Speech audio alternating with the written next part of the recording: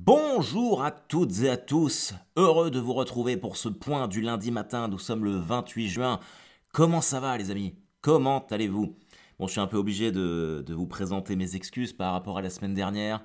Je suis vraiment désolé, il n'y a pas eu de point du lundi matin parce que j'étais absolument débordé. Mais débordé, vraiment débordé quoi. Je suis rentré de Dijon le dimanche soir et en fait il fallait que je finisse absolument le déménagement et c'était atroce. Franchement, ça m'a pris tellement de temps. Je suis claqué. Donc voilà, j'espère que. Je sais que certains d'entre vous ont dû l'attendre. En plus, j'ai même pas prévenu comme un sagouin. Enfin voilà. Mais après, je me suis dit, bon, je leur ai fait le live unboxing en vidéo. Ils peuvent peut-être tenir 15 jours. Voilà. En tout cas, moi, je suis absolument heureux de pouvoir reprendre ce pauvre cast, ce point du lundi matin. Alors je sais pas quelle sera la qualité du son. Il faudra m'excuser. Je fais ça depuis mon bureau. Donc ça y est, j'ai aménagé un bureau sous les combles de la nouvelle maison. Franchement, c'est fantastique. Il y a encore quelques trucs qui traînent par terre, du coup, je peux pas vous le montrer maintenant. Puis accessoirement, j'ai toujours pas internet. On va y revenir à cette histoire. Mais c'est génial. Pour vous dire, j'ai un bureau en L qui est en verre trempé noir et il y a un Gremlins juste à côté de moi. Voilà, ça fait rêver. Mais non, je suis désolé de vous avoir laissé tomber la semaine dernière, mais c'était vraiment contre ma volonté. Et putain, je suis tellement pas quelqu'un de manuel, moi, c'est horrible. J'ai dû apprendre à reboucher des trous dans l'ancien appartement. Et c'est dingue, parce qu'en fait, en enlevant tous les meubles, c'est là où tu te rends compte à quel point c'est crade. Putain, on a enlevé le lit superposé des enfants, c'est moisi derrière, enfin, c'est horrible. Et dans la salle de bain, alors, il y a un mec qui était déjà passé pour faire l'état des lieux à l'avance, pour nous dire ce qu'on avait à refaire ou pas. Et Elisabeth, elle avait fait tomber un flacon de parfum dans le lavabo, du coup il était fêlé. Et le mec, il m'avait dit, bah écoutez, il faut juste changer le lavabo, ou vous le faites vous-même, ou je le retiens sur votre caution. Bah moi, avec mon ego surdimensionné, je suis bah vas-y, je vais le changer moi-même. Putain, mais qu'est-ce que j'ai pas fait comme... quelle idée de merde. Mais quelle idée de merde. Du coup, j'ai acheté un lavabo 22 euros à l'Euro Merlin, le moins cher possible. Bon bah, je pense pas que je créerai la surprise si je vous dis que j'ai jamais réussi à l'installer. C'était trop compliqué. Et en plus, j'ai remarqué que les tuyaux fuyaient de la robinetterie. Du coup, je me suis dit, oula, oula, oula, mais attends, les tuyaux qui fuient, ça c'est le propriétaire, c'est pas moi. Du coup, bah, il n'y a plus de lavabo. Il est à moitié en équilibre sur une colonne, celui qui est cassé. Et j'ai laissé un lavabo tout neuf par terre. Donc, je vais expliquer ça en disant que bah voilà, la robinetterie, la fixation de robinetterie, tout ça, ça fuit. Ce qui explique mes factures d'eau super élevées au passage.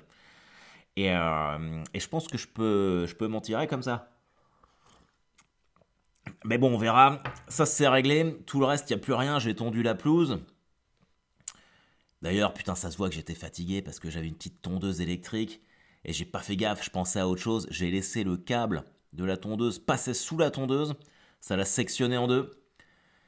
Ouais, non, j'ai cumulé les conneries. J'ai cumulé les conneries. Surtout si on revient au coup du camion que j'ai éventré. Ouais, non, c'était chaud. Et là, aujourd'hui, ma mission, là, après le podcast, c'est d'y retourner, parce qu'on rend les clés mercredi matin. Et je dois remettre des ampoules au plafond, parce qu'on avait mis des lustres. Donc on m'a dit, il faut que tu mettes des douilles. Moi, je suis ok, pas de problème.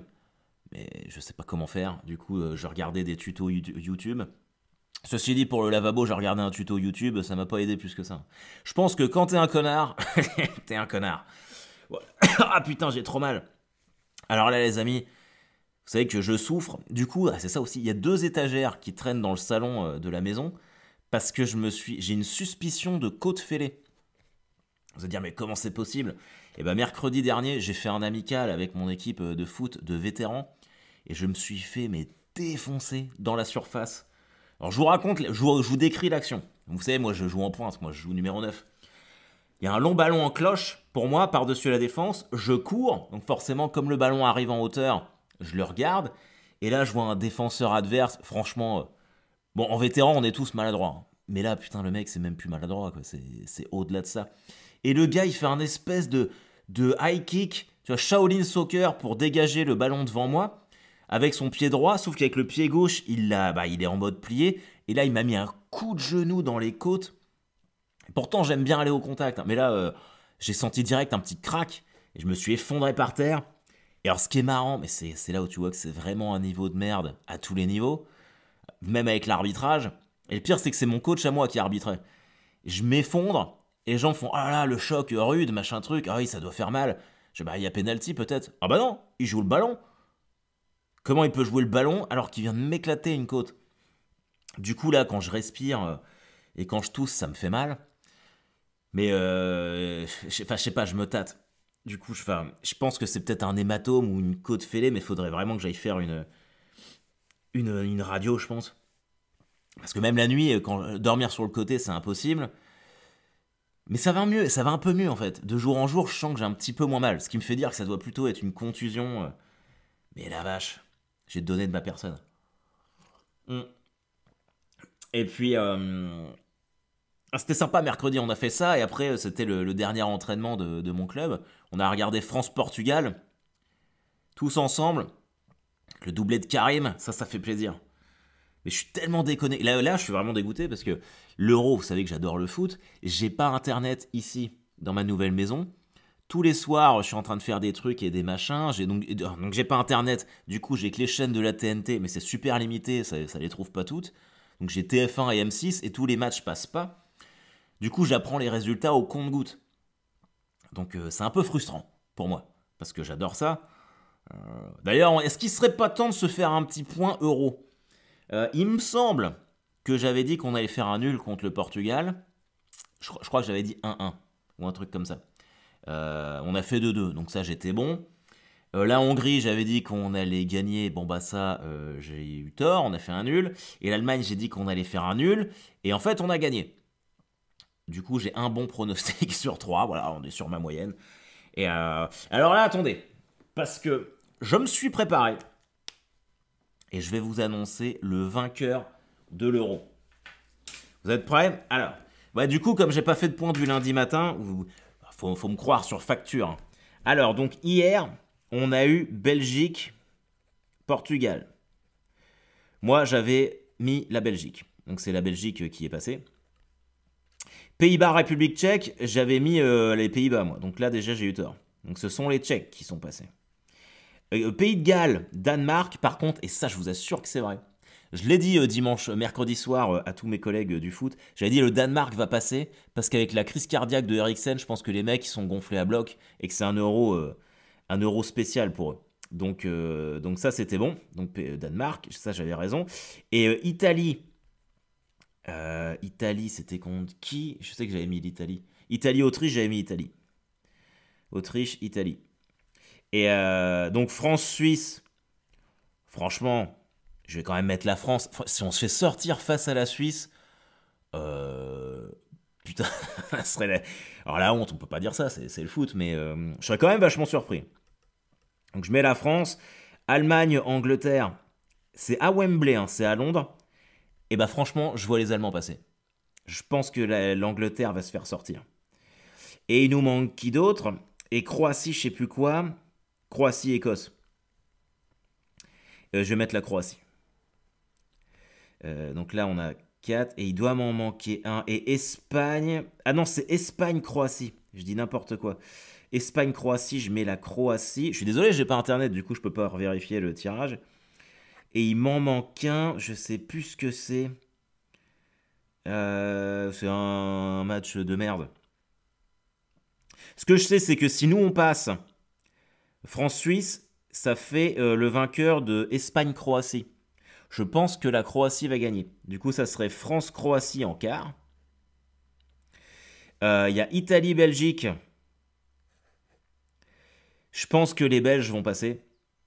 Parce que l'Italie, moi j'ai regardé les matchs. Alors, ok, ça joue bien.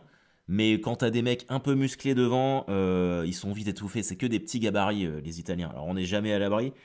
Mais je pense que ce sera Belgique. Ce qui nous donnerait un France-Belgique en demi-finale.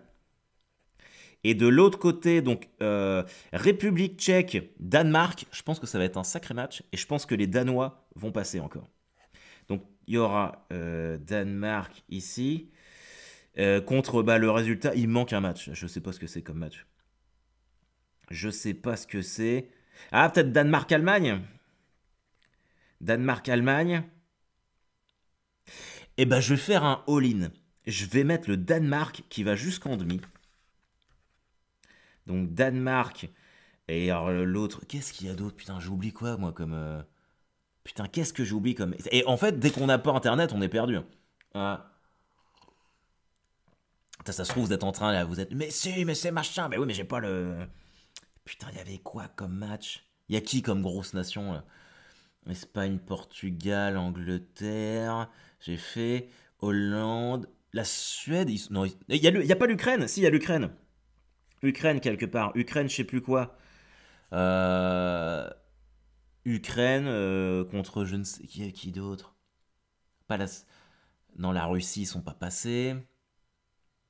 Il y a quoi, bordel? Bon bah c'est. Ah bah je suis. Bah écoutez, dans ce cas-là,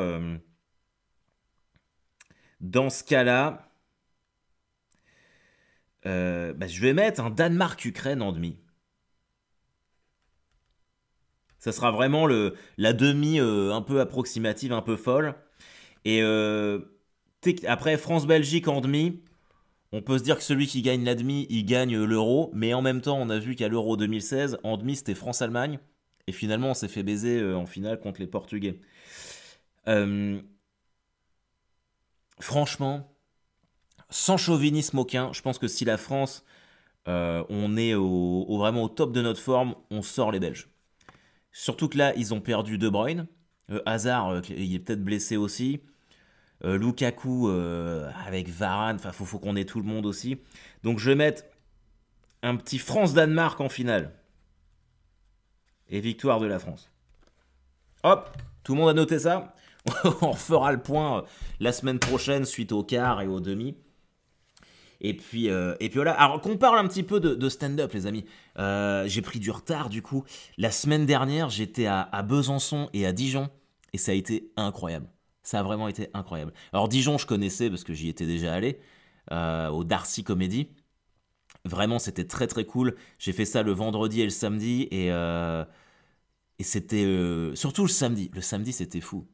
Alors il n'y a pas beaucoup de monde dans la salle, malheureusement. Je sais pas ce qui s'est passé. Bah, il y avait la France qui jouait, vous me direz. Mais putain, ouais, c'était bien. Puis j'ai tenté des nouveaux trucs. Et le mercredi et le jeudi à Besançon, alors j'avais jamais mis les pieds à Besançon, à Bezac, bah, je suis devenu fan. S'il y en a de Besançon qui m'écoutent là, vous m'avez régalé. On a joué au Grand Cursal sur un plateau avec d'autres humoristes. 500 personnes. Franchement, ça faisait longtemps que j'avais pas joué devant 500 personnes. Et c'était ouf. Vraiment gros gros public. Et le lendemain, j'ai fait un plateau avec un autre humoriste qui s'appelle Émeric Carré. Et on a fait 30 minutes chacun en extérieur, en haut de la citadelle, dans un endroit, c'est un truc temporaire éphémère, un bar éphémère qui s'appelait le Quincé. Quincé. Voilà. Alors, on m'a expliqué, Quincé en fait c'est espagnol, parce que la citadelle elle a été prise au 15e siècle ou je sais plus quoi, enfin j'ai peut-être pas tout retenu. Mais j'avais vraiment peur, je me disais putain en extérieur ça va vraiment être compliqué. Et finalement les gens étaient à l'écoute, j'ai fait que du test ou du matos sur lequel je suis en train de travailler. Et vraiment, il y avait beaucoup de gens qui étaient là la veille et qui se sont déplacés exprès. Donc déjà, rien que ça veut dire que la veille, ça leur a plu et ils ont été curieux de venir. Et vraiment, c'était chambé. C'était chambé et j'ai vraiment hâte. J'espère qu'on va pouvoir organiser un retour à Besançon où je joue mon spectacle. En tout cas, je serais vraiment chaud. Et puis, ouais, ouais, c'était incroyable, quoi. C'était vraiment incroyable. Et du coup, ça m'a un peu rassuré parce que là, j'ai plusieurs dates en extérieur, notamment dimanche prochain. Si vous êtes du côté de Caen, j'ai la mairie. En fait, je vais faire un truc sur l'esplanade de la mairie en extérieur à 18h pour le jumelage franco-américain, pour la fête du 4 juillet. Et donc, ils m'ont demandé si je voulais bien faire un stand-up de 10 minutes sur le thème des États-Unis. Donc j'ai relevé le défi, je suis en train de l'écrire, c'est clair que c'est pas prêt, mais bon voilà, je fais ça 10 minutes et c'est en extérieur, c'est accès gratos, donc si vous voulez venir, et j'espère qu'il fera beau, ce sera cool, et j'ai une autre date en extérieur le 23 juillet à Vitré, c'est à côté de Rennes, pour un festival qui s'appelle Parlez-moi d'humour, et là je fais le spectacle en entier dehors. Alors, bah, le fait de l'avoir fait en extérieur à Besançon, ça m'a un peu rassuré. Parce que je me suis dit, ouais, en extérieur, les gens, ils sont peut-être plus dissipés. il y a les bruits extérieurs, tout ça. Et en fait, non. Alors, ce qui était trop cool à Besançon, c'est que Emmerich, qui est passé avant moi, je sentais qu'il était sur scène, mais que bon, voilà, il était un peu loin des gens. Et moi, je me suis mis sur les retours, en mode Deftones, en mode heavy metal, et j'étais vraiment collé aux gens. Et c'était vraiment très très cool. J'ai adoré, que j'en ai encore des petites étoiles dans les yeux, c'était super. Dans les dates de la semaine, je suis à Dieppe, jeudi. Donc n'hésitez pas à venir. C'est un endroit qui s'appelle la Sirène à Barbe. Il me semble qu'il reste quelques places. Voilà, donc je suis très content. J'ai jamais foutu les pieds à Dieppe. Alors que je suis normand, mais je ne connais pas cette ville. Donc on fera ça jeudi. Et puis, si tout se passe bien, je vous dis pas, hein, mais j'ai une nouvelle tenue de scène. Si tout se passe bien, parce que je dois la faire retoucher, c'est trop grand pour moi, et je dois y aller aujourd'hui. Donc je suis pas certain que ça soit prêt pour jeudi. Mais dans le pire des cas, ça le sera pour les dates d'après. Faudra que vous me disiez ce que vous en pensez. D'ailleurs, est-ce que quelqu'un a vu mon montreux? Mon nouveau montreux, parce qu'ils avaient fait une soirée sur Facebook, je sais que c'était payant. J'ai pas eu de retour de qui que ce soit, mais je sais pas si ça a été regardé par beaucoup de personnes. Et la vidéo, en fait, après, ils doivent les décapsuler et puis sortir les vidéos une par une. Mais j'ai pas eu de... Je suis désolé, j'ai fait tomber du café sur mon bureau. Je sais pas ce que ça donne. Il y a eu ça. Qu'est-ce que je peux vous raconter d'autre? Oh là là là là là là. Mais si. Mais si, mais bien sûr que oui. Je pense que certains d'entre vous ont dû penser à moi quand vous avez vu que Fieldy, le bassiste de Korn, a quitté le groupe. Vous savez que je l'ai appris le lendemain en ayant une connexion internet, parce que des gens m'ont envoyé un message en disant ouais, Julien et Steve, salut à toi l'ami si tu m'écoutes. Il m'a envoyé un message, il me fait Korn sans Fieldy, c'est plus Korn. Je fais qu'est-ce qui se passe là? Du coup, j'ai regardé, j'ai vu le truc, je suis ah putain. Et il a complètement raison. Tu peux pas faire Korn sans Fieldy. Je veux dire, la basse a un rôle tellement majeur dans ce groupe. Et le mec a posté un statut Facebook en disant que voilà, depuis 6 ans, il était retourné dans des mauvaises habitudes. Bon, en gros, il se redéfonce la gueule, hein, je pense. Et comme c'est vrai que c'est un groupe qui a eu beaucoup de problèmes de substances illicites et d'alcool, je pense que maintenant, si tu consommes, t'es persona non grata. Mais bon, si le gars il se fait une petite détox, voilà, enfin le Hellfest c'est en juin 2022, on est en juin 2021, il peut peut-être être là l'année prochaine, hein. Il peut peut-être faire son retour. Ah, ça me ferait chier, franchement ça me ferait chier d'avoir un autre bassiste. Déjà le batteur, bon Raymond, je l'adore Raymond, mais c'est pas le batteur original, moi j'aurais préféré avoir David Silveria. Mais voilà. Vous savez qu'il y a encore des gens qui pensent que mon truc avec Korn c'est fake, hein. Je sais pas ce que je dois faire pour le prouver. Ça me semble pourtant assez clair. Mais non, c'est pas fake. Et puis voilà. Vous avez vu qu'on avait... mon pote Charles avait les bonnes infos hein, pour le Hellfest. Metallica, putain. Vous allez y aller ou pas? Moi, le truc, c'est que... Alors, moi, j'ai le pass un jour pour le dimanche du 19. C'est celui où il y a Korn. Donc ça, je change pas. J'ai déjà, ça, c'est acquis. Ce qui est fait n'est plus à faire.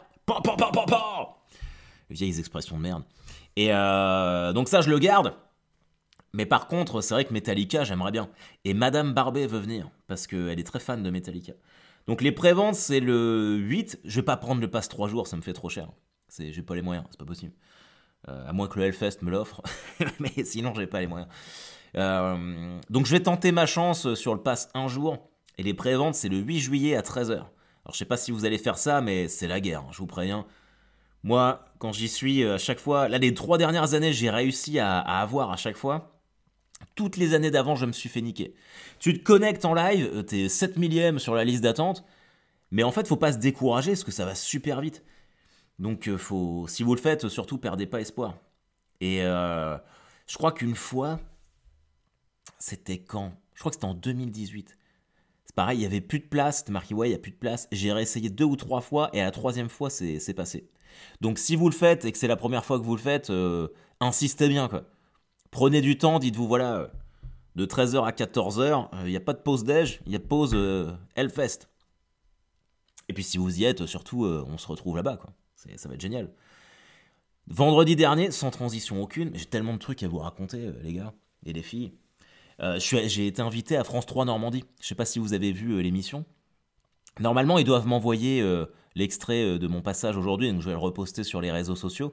Mais c'était très cool. Alors, je suis allé à Rouen juste pour ça. Donc, c'était surtout pour faire la promotion du spectacle de Dieppe jeudi prochain. Et bon, les questions, c'est un peu les questions qu'on me pose tout le temps, hein, croque-mort, machin truc. Donc, ça, j'ai un peu tout le temps l'impression de faire les mêmes réponses. Le truc qui était très cool, et qui. En plus, moi, vous savez comment je suis. Je suis un émotif, je suis un hypersensible. Et à un moment, le présentateur, enfin le journaliste, il fait oui, on a interrogé certains de vos proches, voyons ce qu'ils ont à vous dire. Je dis, ah bon. Et donc, il y a eu deux extraits. Donc, au début, ils ont interviewé Ambre. Donc, c'est une vidéo de Ambre et tout, qui est très drôle. Et puis après, c'était tous mes anciens collègues des pompes funèbres, de Deauville-Trouville. Et ça m'a fait tellement plaisir, en fait, ça m'a touché. Je me suis vraiment retenu de chialer. Après, moi, je vous l'ai dit, hein, je chiale, moi, je chiale pour rien. Mais à voir ça, enfin, ça m'a vraiment fait plaisir. Et puis c'est vrai que quand je suis dans des moments de fatigue comme ça, j'ai mon émotivité qui est encore plus exacerbée. Mais en vrai, maintenant, pendant un moment, j'ai essayé de lutter, mais bon, voilà, c'est comme ça et c'est comme ça, mais ça m'a fait très plaisir. C'était vraiment très très cool. Donc voilà, et puis... qu'est-ce que je voulais vous dire? Ah si, ah si, hier je devais faire mon semi-marathon, parce que j'ai commencé à m'entraîner pour faire un semi-marathon tout seul. Oh oui, putain! Attendez, je vais revenir là-dessus, parce que ça me fait penser à ça. Je voudrais passer une petite dédicace à Pascal de Nevers. Pascal a fait 2 heures de train pour venir me voir à Dijon. Et vraiment, je trouve ça incroyable, c'est la première fois qu'on fait ça pour moi. Et c'était très cool. C'était le samedi soir, je finis le spectacle et je reçois un message sur Instagram donc de Pascal qui me dit Harold, j'ai fait 2 heures de train pour venir te voir et je regrette vraiment pas parce que c'était très très cool, machin truc. Et ça m'a fait plaisir. Du coup, je lui ai renvoyé un message, je lui ai dit, écoute Pascal, si t'es pas parti trop loin, reviens et puis je te paye un coca. Et donc j'ai rencontré Pascal et on a pris un moment pour discuter ensemble. Et vraiment, et bah merci parce que ce genre de truc, ça m'encourage vachement à continuer. De savoir qu'il y a des personnes qui peuvent faire 2 heures de route comme ça pour venir me voir. En tout cas, c'était super. Et je suis vraiment content que le spectacle ait cartonné, que ça se soit très bien passé. Et que t'aies passé un bon moment, Pascal. Et je parle de toi parce que du coup, je sais qu'on a parlé de course à pied. Donc voilà, et que bah, du coup, j'ai pas pu faire mon semi-marathon hier, parce que je me suis entraîné pour me faire un auto-semi-marathon, mais vu que je me suis fait éclater une côte, j'ai pas pu le faire. Et c'est que partie remise. Et en revanche, je suis allé faire un tour en vélo, près de là où j'habite, parce que finalement, on a emménagé le 11, et j'étais parti tout le temps, donc la maison, bah, je la connais pas trop. Du coup, c'est bizarre aussi, parce que j'ai pas l'impression d'être chez moi. Donc il y a un côté, j'ai toujours l'impression que que la dame à qui on a acheté la baraque va venir puis va faire mais qu'est-ce que vous faites ici? C'est horrible, je me sens pas légitime ici. Je pense qu'il me faut du temps. Mais j'ai pris mon vélo et je suis allé me promener et c'était magnifique. Parce qu'on habite vraiment à 6 kilomètres d'une plage du débarquement. On est à 15 bornes de Caen.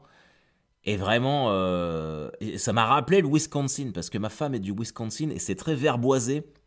Et il y a vraiment un côté apaisant. Donc je me dis qu'à terme, ça pourrait aider mon anxiété. Ce qui est pas mal. Donc ça, c'était vraiment cool. Par contre, j'ai mal au cul. Trop de vélo, ça me fait mal au cul. Faut que je mette une selle adaptée. Donc voilà, on est en train vraiment de se faire notre petite vie pépère ici.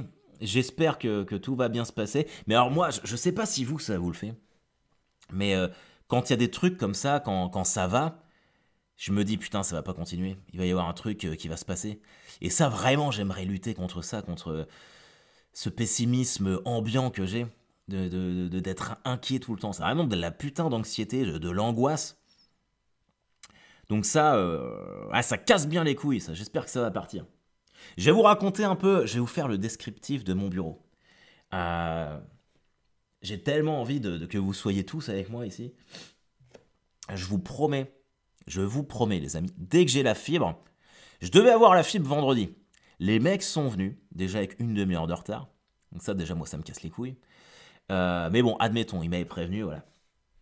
Et en fait, ils passent 2 heures à installer, machin truc, je les entends gueuler dans la rue. Et moi, je devais partir à Rouen, justement, pour la fameuse émission de France 3, donc j'étais un peu pressé. Et les mecs, ils reviennent au bout de 2 heures, ils font bah désolé, on va pas pouvoir vous raccorder à la fibre parce que le réseau de câblage est arraché ou je sais pas quoi. Alors moi je comprends rien.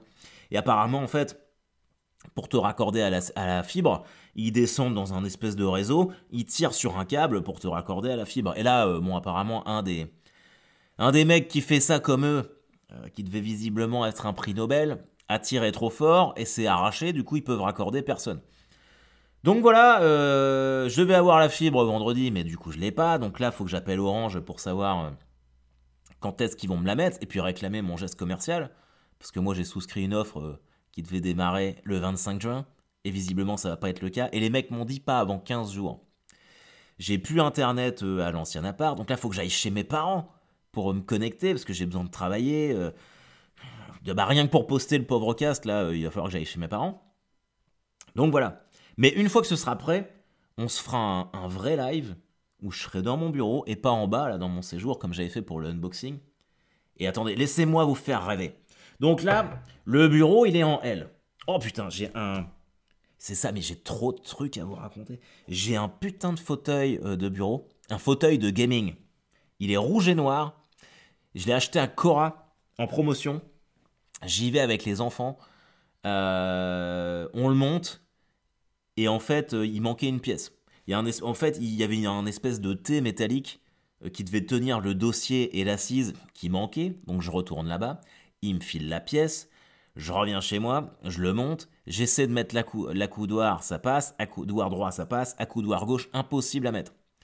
J'y retourne, je dis bah l'accoudoir il marche pas, je crois qu'il manque un œillet dedans, il me redonne un autre accoudoir. Je reviens, ça marche toujours pas. Je vais voir, je dis bah qu'est-ce qui se passe avec ces accoudoirs? Ils essayent sur un autre fauteuil, ils me disent bah ça doit être le dossier en fait, le pas de vis du dossier. Je dis oh putain, donc je retourne, je prends le dossier, je retourne chez eux, ils me refilent un autre dossier. Et là, je leur dis, c'est la dernière fois que je viens par contre. La prochaine fois, vous me filez un autre fauteuil ou le fauteuil d'exposition. Mais en même temps, fauteuil d'exposition, il y avait une bonne femme là qui toussait, qui était assise dessus, j'étais pas chaud pour le prendre. Et en fait, donc ça a marché, mais on a galéré. J'ai fait ça avec ma fille, heureusement qu'elle m'a aidé. Donc bref, là, le fauteuil, t'as un petit coussin pour les lombaires, un petit coussin pour la nuque, et trop bien.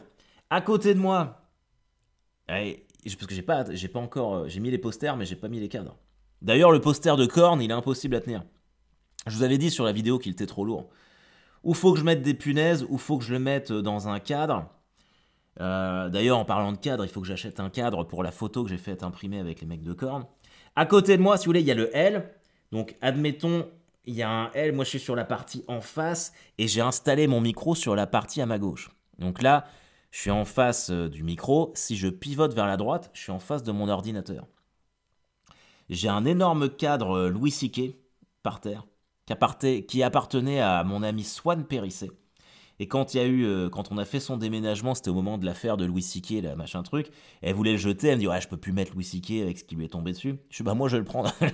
Donc le cadre, je l'avais récupéré, et il était, ma femme n'en voulait pas non plus chez elle, enfin chez nous.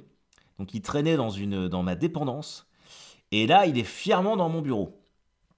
Donc ça c'est cool, il y a mes 2 guitares, ma Fender, ma Ibanez juste en face de moi. Elles sont encore dans les housses. J'ai mon Gremlins.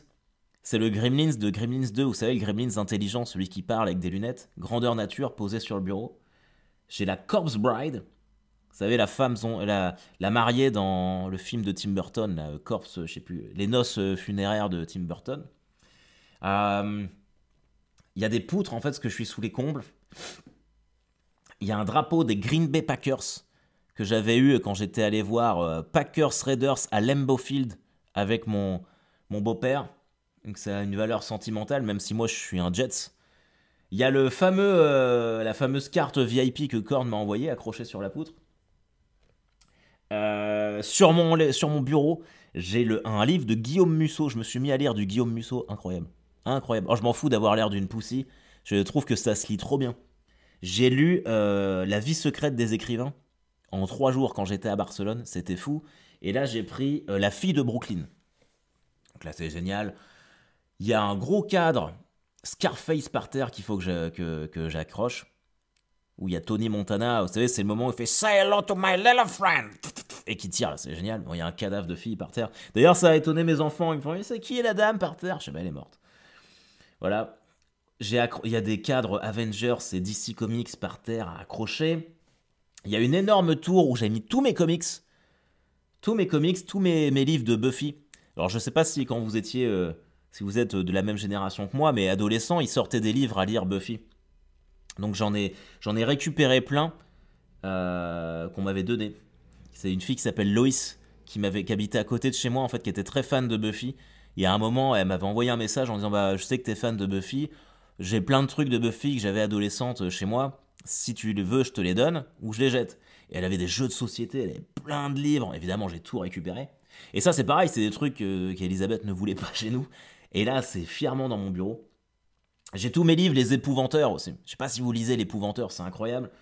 Voilà. Alors il y a plein de figurines. J'ai le casque de Dark Vador, véridique, que je peux mettre moi-même, qui parle, qui est en haut de la tour. J'ai un poster géant de ma dernière soirée à Plougastel, que j'ai faite il y a 15 jours. Je sais plus si je crois que je vous avais parlé de Plougastel. Où il y avait tous les mecs de la régie étaient fans du Hellfest. Je dois les retrouver là-bas. D'ailleurs, je les embrasse s'ils écoutent. J'avais récupéré un poster, parce qu'ils étaient cool. Et à côté, alors ça c'est vraiment si vous me suivez depuis longtemps, c'est un poster de Julien et moi, Julien Jolivet et moi, à l'époque où moi je jouais l'enterrement de Serge et lui il jouait librement heureux. Et c'est l'affiche qu'on avait pour notre premier spectacle à Paris au The Artist, c'était en 2013. Et ça a vraiment une grosse valeur sentimentale pour moi, j'étais content d'en retrouver un. Donc ça je l'ai mis. Et j'ai monté une petite étagère Ikea qui est juste à ma gauche quand je pivote. Donc là derrière moi, et alors là les amis, en haut il y a tous mes trophées. Elisabeth ne voulait pas que je mette mes trophées. Tous les prix que j'ai gagnés en festival, que ce soit au stand-up ou pour ma série Back. Je sais pas si vous avez vu ma web série Back. Elle est toujours disponible. Donc ça j'avais gagné. Donc j'ai mis tous mes prix.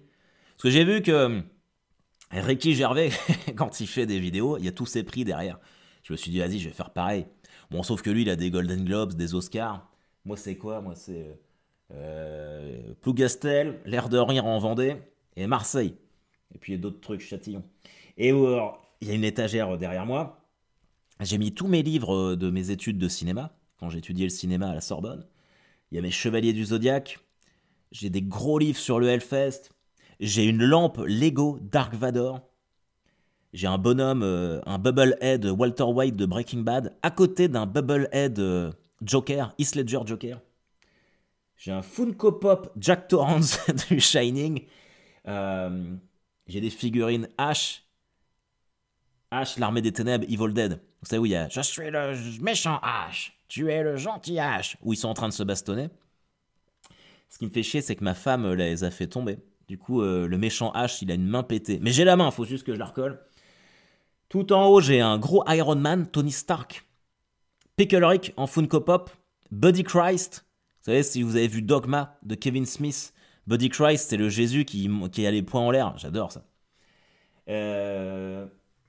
J'ai une grosse figurine Jack Sparrow à côté d'une grosse figurine Willy Wonka. Willy Wonka. Charlie et la chocolaterie.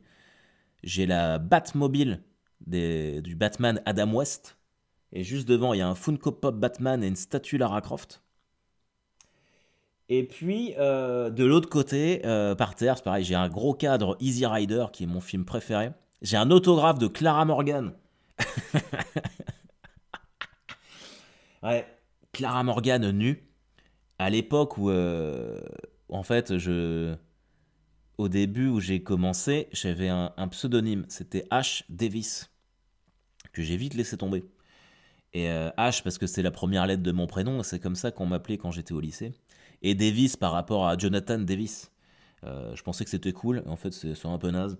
Et du coup c'était marqué, elle a marqué, c'est pas moi qui l'ai vu, c'est mon cousin Arnaud à Toulouse qui m'avait envoyé ça. Il avait rencontré Clara Morgan et donc elle avait signé une photo d'elle nue. Elle a mis pour H. Davis. Attends, qu'est-ce qu'elle a mis? Attendez, bougez pas, je le prends.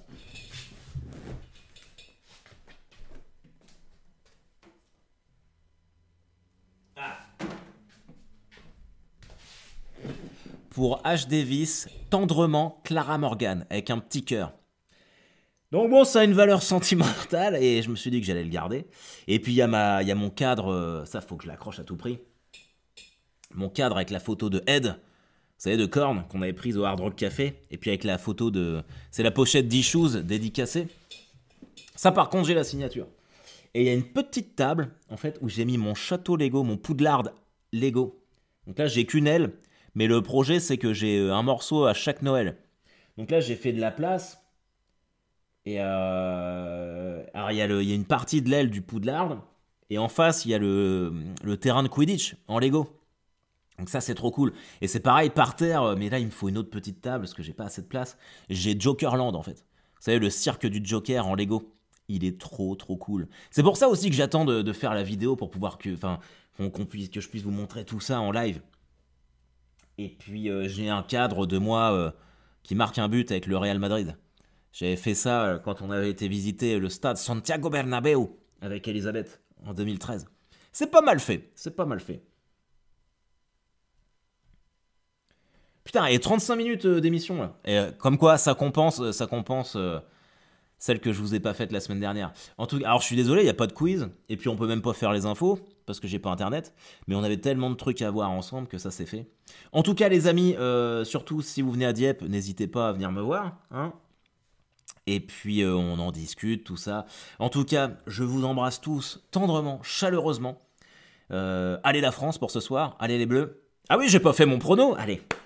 Ce soir, je dis un 2-0 France, Mbappé, Benzema. Ok? On reste là-dessus. Je vous embrasse tous les amis, prenez soin de vous, kiffez la vie et soyez heureux. Peace!